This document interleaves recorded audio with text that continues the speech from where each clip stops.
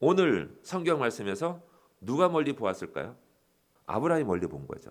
아브라함이 롯과 함께 갔던 아브라함이 멀리 봤습니다.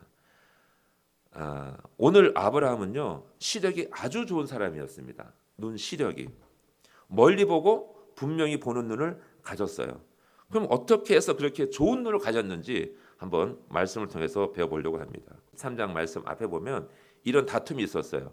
아브라함과 조카는 매우 가까운 사이였습니다. 오랜 세월 동안 고향 땅을 떠나와서 함께 나그네 길을 걸어왔죠. 동고동락했어요. 그래서 이제 창세기 12장에 보면은 아브라함이 고향 친척 아비 집을 떠나 하나님 약속하신 땅 가나안 땅으로 출발할 때 함께 갔던 조카가 바로 롯이라는 조카였어요. 가나안 땅에 들어가서 세겜 땅에서 함께 하나님께 예배를 드렸던 그런 사이였어요. 그런데 점점 시간이 흘러서 가축이 많아지고 소유가 많아지는 거죠. 하나님의 은혜로 복을 받아서. 그런데 그 많은 양떼를 먹일 풀과 목초지가 점점 부족해지는 거예요. 그래서 양을 치는 목동끼리 다투게 되고 싸움이 일어나는 거죠. 먼저 풀을 먹이려고 하고 먼저 물을 먹이려고 하는 거죠.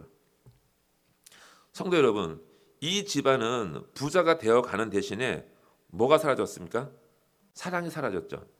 또 용서가 사라진 거예요. 싸우니까. 내가 먼저 차지해야 되니까. 더 가지려고 하죠. 그래서 할 수 없이 아브라함과 조카는 따로 떨어져 살기로 결정하는 거죠. 왜 함께 살 수가 없을까요? 욕심 때문이죠. 자기가 가진 것을 지키려고 하기 때문에 그래요. 내가 가진 거 포기 안 하고 네가 가진 거 포기하라는 거예요. 이런 마음이 있기 때문에 같이 살 수가 없는 거죠. 사람들은요, 내 것이라고 생각되면 보통 포기하지 않습니다. 내 것이라고 하면 포기하지 않는데 이것이 하나님의 거라고 생각하면 마음이 편해지는 거예요. 그리고 하나님한테 여쭤보게 되죠. 양보할까요? 저 사람들이 그렇게 와서 우리를 괴롭히는데 하나님 양보할까요? 물어볼 수 있는 여유가 생겨요. 내 것이 아니니까. 와서 괴롭히는데 양보하고 우리 더 좋은 데 갈까요, 하나님? 이렇게 물어볼 수 있는 여유가 생기는데 내 거라고 생각하면 그런 마음이 안 생기는 거죠. 지금 아브라함은요, 선뜻 양보한 거예요. 롯과 아브라함이 있다가 네가 좌하면 내가 우하겠고 네가 우하면 내가 좌하겠다고 하신 말씀이 나오잖아요. 야, 제발 그렇게 정해 빨리. 네가 먼저 정해라는 분위기 말씀이 바로 이 말씀이었던 거예요. 네가 정해. 괜찮아는. 정말 하나님께 다 주실 거야. 네가 정해서 네가 먼저 나가라고 했다는 거예요. 아브라함의 위대함은요, 양보에서부터 시작된 거예요. 결정적인 순간에 우리는 먼저 선택하려고 하죠. 딱 공정한 기회에서 먼저 선택하려고 제비를 뽑아요. 그런데 아브라함은 네가 먼저 선택하라고 양보해요. 먼저 하라고. 왜 그랬을까요? 아브라함은 눈에 보이는 것보다 보이지 않는 그 큰 무엇을 발견했기 때문에 그렇다는 거예요. 보이지 않는, 지금 조카에게는 보이지 않는 그 무언가 큰 것이 자기 눈에 들어왔기 때문에, 보았기 때문에 그것을 놓을 수 있는 거예요. 그것은 바로 하나님의 약속이었다는 말씀이죠. 눈앞에 있는 풀밭보다 더 크고 넓은 땅을 보았기 때문에 그래요. 그 땅은 바로 가나안 땅이라는 겁니다. 지금 눈앞에 있는 땅은 훨씬 좋아요. 풀도 많고 물도 많아요. 그러니까 당연히 좋은 땅이죠. 그런데 그 옆을 봐도 그만한 땅이 없는 거죠. 사막이에요. 벌판이고 아무것도 없습니다. 그러함에도 불구하고 아브라함이 그걸 놓을 수 있었던 것은 하나님이 그 땅보다 훨씬 좋은 그 무엇을 보여줬다는 겁니다. 자, 여러분 앞에 지금 현찰 1억과 백지수표 한 장이 있다고 상상합시다. 그럼 여러분은 뭘 선택하시겠습니까? 현찰이 중요합니까? 네. 아브라함은 백지수표를 잡은 거고 조카 롯은 현찰을 쥐었던 거죠. 아브라함은요, 확실한 믿음이 있었기 때문에 선택할 수 있는 거죠. 약속만 있다고 해서 그렇게 선택 못합니다. 이 약속이 확실하게 수표가 결제될 걸 믿으니까 수표를 잡는 거죠. 이 공수표면은 잡겠습니까? 결제될 줄로 믿으니까 제 지갑에는 항상 100만 불짜리 수표가 들어있다니까요. 들어있습니다. 약속이 있는데 믿지 않으면 도루묵이라는 거예요, 그게요. 그래서 우리에게 주시는 하나님 말씀의 가장 키포인트는 믿음이라는 믿음. 믿으라는 거예요. 믿음의 증거가 있다는 거죠. 그것이 바로 우리 눈앞에 보이는 광활한 땅이 보이게 한다는 거예요. 저는 그런 그 경험을 하면서 그것이 갖고 싶다는 생각보다는 와, 놀랍다. 이 땅이 넓다는 게 놀랍다. 그리고 위대하다. 내가 사람의 그 존재가 가볍다는 거, 그리고 초라해 보인다는 게 느끼겠더라고요. 사람은 아무것도 아니구나. 작아 보인다는 거죠. 그래서 그런 느낌이 좀 있었고 이제 돌아오는데 오늘 말씀 읽으면서 아브라함도 하나님 앞에 하나님께서 보여주신 땅을 볼 때 지금 당장 풀 있고 물 있는 그 땅보다 넓은 그 땅, 광활한 땅을 볼 때 아브라함이 그런 마음이 아니었을까라는 생각이 드는 거죠. 이거 눈에 보이는 조그만 거 별거 아니라는 생각이 들었을 거라는 거죠. 그 아브라함은요 조카와 함께 몇 달 동안 수백 킬을 걸어왔습니다. 그렇죠? 고향 땅에서 가나안 땅에 왔으니까 그 긴 땅을 걸어오면서 넓은 땅을 걸어오면서 봤을 거예요. 그 넓은 땅, 하나님 주신 땅 얼마나 크길래 나를 이 멀리까지 나를 인도하여서 오게 하셨는가. 땅을 발견하셔야 돼요. 땅을 발견하셔야 돼요. 할렐루야. 그 하나님의 땅을 보셔야 돼. 눈으로 보시든지 마음의 눈으로 발견하셔야 되는 거죠. 오늘 어느 곳에 그 하나님의 약속의 땅이 임하시는지, 은혜가 임하시는지 잘 보시기 바랍니다. 자, 14절의 말씀 보면 롯이 아브라함을 떠난 후에 여호와께서 아브라함에게 이르시되 너는 눈을 들어 너 있는 곳에서 북쪽과 남쪽 그리고 동쪽과 서쪽을 바라보라라고 말씀하셨어요. 마음의 눈으로 우리는 땅을 발견해야 돼요. 지금 주님 하나님께서는요 눈을 들어 바라보라 그래요. 눈을 들으라고. 다 눈 뜨고 있죠. 근데 눈을 들으라 그래요. 적극적으로 눈에 힘을 주고 뜨겁게 열망하라는 거예요. 그게요. 바라는 것을 찾으라는 거죠. 그게. 눈을 든다는 것은 떨지 말고 눈을 들으라 그랬어요. 열망을 가지고 갖고 싶은 것을 바라보라는 거죠. 그리고 하나님이 보라고 하는 것을 보라는 거예요. 이것이 바로 눈을 부릅뜨고 바라보라고 그리고 꿈을 가지라는 뜻으로 들려오는 거죠. 이게 말씀이. 그래서 벌떡 일어나 아브라함을 눈을 뜨고서는 뭐가 있는가 하고 두리번 찾아요. 첫 번째는 북쪽을 바라보라고 하잖아요. 북쪽 보라고 하시는데 북쪽이라는 의미는요. 숨겨진 곳, 어두운 곳이에요. 희미하고 잘 보이지 않는 그런 곳을 말하고 있어요. 우리가 잘 깨닫지 못하고 방황하는 자신을 돌아보라는 말씀이에요. 인생 가운데 밝은 곳이 있으면 어두운 곳이 있잖아요. 그래서 어두운 것을 먼저 보라는 거죠. 우리가 태어날 때 다 기쁨으로 태어나지 않습니다. 그죠? 소외당하고 외면당하고 분노가 생기고 상실감으로 또 내 안에 가시가 생겨가지고 가시로 찔리지만 내 가시가 생겨서 어떻게 해요? 상대방을 찌르잖아요. 이렇게 내 안에 가시를 바라보라고 말씀하는 거예요. 너의 연약함과 부끄러움을 대면하라고 그래서 북쪽을 바라보라는 말씀이 그 말씀이에요. 우리는요 거두어내야 되는 거죠. 어둠을 뚫고 빛 가운데로 나가야 되는 거죠. 그리고 눈물과 한숨의 골짜기에서 나와야 돼요. 산에서 길을 잃어버리면 보통 사람들은요 순간적으로 밑으로 내려가려고 그래요. 왜요? 안전하다고 생각되기 때문에 큰일 납니다. 어떻게 돼요? 위로 올라가야 돼요. 산 능선 쪽으로 올라가야 돼요. 그래야 살아남아요. 햇빛이 비추는 능선으로 올라가라고 말씀합니다. 어두움에서 벗어나야 된다는 거죠. 이것이 바로 북쪽을 바라보라는 하나님의 말씀의 뜻이에요. 그리고 또 남쪽을 보라고 합니다. 남쪽이라는 뜻은요 사막이라는 뜻이에요. 아무것도 없다는 뜻이고 그래서 남쪽을 의미하는 네게브 사막 그럼 거기 당연히 건조한 땅이죠. 사막입니다. 아무것도 없어요. 오히려 말씀만 있어요. 하나님 말씀이 들려오죠. 그래서 주님이 40일 금식하실 때 광야로 나가신 거예요. 세례 요한이 또 광야에서 있었던 것이고 그래서 우리는 하나님 말씀을 들으려면 남쪽으로 가야 돼요. 할렐루야. 모세가 떨기나무에서 하나님 음성을 들었던 곳 광야예요.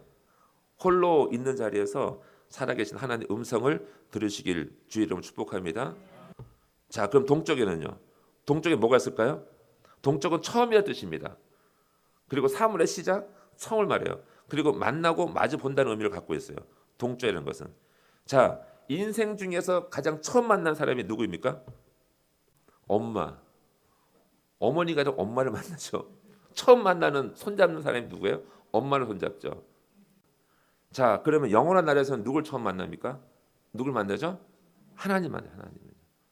저는 이게 참 누가 처음 만날까? 동쪽으로 가야 되는 거죠. 만나야 될 사람을 만나게 하는 거. 처음 만나는 사람. 처음 만난다는 것은 중요하다는 거예요. 처음이라는 것은 중요한 거거든요. 그래서 첫 대면, 첫 만남, 하나님, 그죠? 그 나라를 만나는 거죠. 그리고 마지막 날에 동쪽에서 오시는 분이 누구예요? 동쪽에서 오시는 분이 예수님이죠. 재림에 하신 예수님. 동쪽 문으로 들어오셔서 예루살렘 성전으로 들어오신다고 말씀하십니다. 동쪽에서 만나야 돼요. 그리고 마지막 날에 반드시 만나야 할 사람은 하나님의 아들이신 예수님을 또 만나는 거죠. 그래서 동쪽에서 만나야 되는 거죠. 성경에서는요, 말씀하시기를 믿는 자들에게 주시는 땅이 있다고 말씀하는 거죠. 믿음으로 상속을 받는 나라가 있다는 거예요. 그 나라가 하나님의 나라, 영원한 나라라고 말씀합니다. 그래서 우리는 땅을 중요하게 생각해야 되는 거죠. 그러면 하나님 나라는 어떤 나라냐 그러세요? 영원한 나라죠. 다윗에게도 준 나라잖아요. 다윗에게 영원한 나라의 왕으로 세우시겠다고. 그러면 너는 어느 나라의 백성이 될래? 세상 나라의 백성이 아니라 하나님 나라의 백성 되는 게 훨씬 좋지 않냐? 다시 한번 물으셨어요. 하나님께서 너 어느 나라 백성이 될래? 어느 나라 일꾼이 될 거냐라고 물으시더라고요. 네, 하나님, 아멘. 하나님 나라 일꾼이 되겠습니다. 그래서 저는 주의 종이 되기로 결심했던 겁니다. 할렐루야. 저는요, 그때부터 세상 나라에 별로 관심을 안 두기 시작했어요. 하지만 늘 머릿속에는 한쪽 귀퉁이에는 있지만 세상 나라 별거 아니라는 것을 그때 알았습니다. 하나님 나라가 훨씬 중요해요. 왜요? 영원한 나라이기 때문에. 할렐루야. 이 세상은요, 아이들 놀이터와 같다는 거예요. 저녁이 되면 어머니가 부르잖아요. 자치기 하고 땅 따먹기 하다가 맨날 싸우다가 오늘 끝 다 지우고 그냥 가버리잖아요.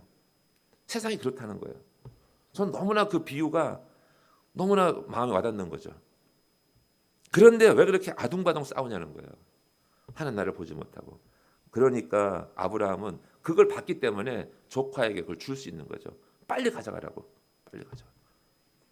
자, 마지막으로 서쪽을 보겠습니다. 서쪽에는 무엇이 있나요? 서쪽에는 우리가 두고 떠나온 고향이 있다는 겁니다. 서쪽은. 그것이 어디예요? 뭐죠? 에덴 동산이 있는 거죠. 아담과 하와가 에덴 쫓겨날 때 동문으로 나왔습니다. 창세기 2장 8절의 말씀 보면요. 여호와 하나님이 동방의 에덴에 동산을 창설하시고 그 지으신 사람을 거기 두시니라. 3장 24절에 창세기 이같이 하나님이 그 사람을 쫓아내시고 에덴 동산 동쪽에 그룹들과 두루 도는 불칼을 두어 생명나무의 길을 지키게 하시니라. 동쪽으로 나왔단 말이죠. 나오니까 그 나온 문을 막은 거예요. 어디로 가는 길? 생명나무로 가는 길이 동쪽 문이었다는 거예요. 그래서 그 길 가는 길을 막아서 지키겠다는 거죠. 누구에게? 천사들에게. 보세요. 우리가 하나님의 곁을 피해서 동쪽으로 떠나왔는데 창세기 11장 2절에 이에 그들이 동방으로 옮기다가 신할 평지를 만나 거기 거류하며. 그러니까 기준이 지금 에덴 동산이잖아요. 에덴 동산 기준으로 동쪽으로 간 거예요. 그리고 거기다 바벨탑을 세운 거예요. 그러면 다시 거꾸로 서쪽을 바라보면 어떻게 해요? 하나님 나라 에덴 동산이 거기 있다는 거죠. 그래서 우리는 주님의 은혜를 피해 갔던 동쪽 길을 이제 돌아서 어디로 가야 돼요? 서쪽으로 돌아와야 되는 거죠. 서쪽은 뭔가 모르게 마음이 쓸쓸하죠. 왜 그럴까요? 고향을 잃어버렸기 때문에 그렇다는 거죠. 하나님께서는 아브라함에게 구체적으로 동서남북을 지적하시면서 둘러보라는 거죠. 인생을 다 볼 수 있는 거죠. 동서남북을 통해서 우리가 어디로 가야 될지, 어떤 은혜의 길을 받아야 될지를 동서남북을 통해서 하나님이 말씀하세요. 그래서 영원한 나라, 하나님의 나라를 소망하라고, 그 나라를 향해서 돌아가라고 말씀하신 줄 믿습니다. 17절에 너는 일어나 그 땅을 종과 행으로 다녀보라. 내가 그것을 너에게 주리라. 아멘. 일어나 걸어가래요. 일어나는 자는요, 바르게 서는 겁니다.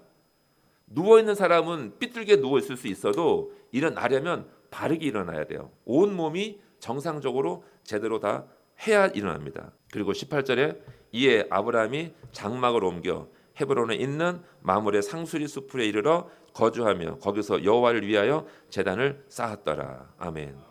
말씀에 순종해서 여호와를 섬기면 자는요, 넓은 땅을 차지한답니다. 그래서 아브라함은 장막을 옮겨 헤브론에 올라가 마므레 상수리 숲에 이르러 거기에 거하며 거기서 여호와를 위하여 제단을 쌓았다는 거예요.